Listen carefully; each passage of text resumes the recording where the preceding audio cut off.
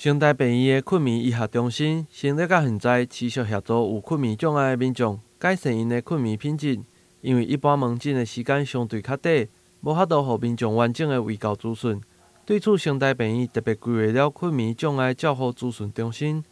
透过困眠专科医师协助辅导有需要的患者。那目前我们成大医院其实是有10个科别，其实都有睡眠的专科医师在各个不同的科别。那只是在门诊的期间，可能在很短的时间之内，可能没有办法提供病患足够的一个讯息，告诉他们说，那发现有呼吸中止症的时候怎么样治疗。所以我们成成大医院从2020年12月开始成立这个睡眠障碍的咨询照护中心，就是希望能够提供民众更完整的一个资讯，让他了解自己的问题，那有怎么样的治疗方式可以选择。有的患者是属于睡眠呼吸中止症，会使透过氧压呼吸器来改善困眠品质。但如果是直接要来使用，可能会因为用袂习惯，或者是寸笑无下，降低使用的时间，互患者无法度有效来改善病症。对此，成大困眠障碍照护资讯中心也提供了相关的协助。在过去的就是我们的治疗的指引里面，其实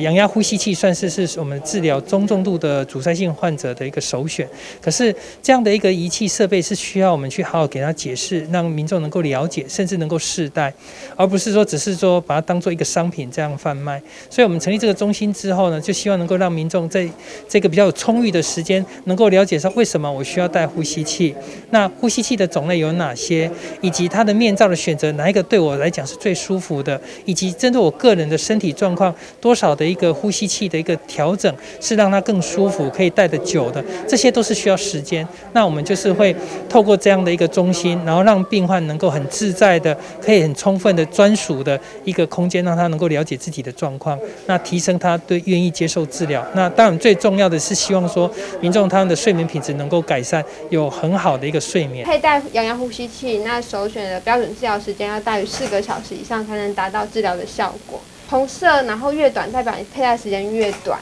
那一开始的话，因为面罩的不舒服，那包括说可能病人搭配有鼻塞的状况，那所以戴上面罩会觉得更不适应。那调整过后的话，就是可以因为比较舒服，比较不会有呼吸要跟平常不太一样，需要比较大力，所以调整过后，那比较能够适应，所以其实佩戴的时间就有慢慢的越来越长，就是逐渐适应，那也达到标准的治疗时间4个小时。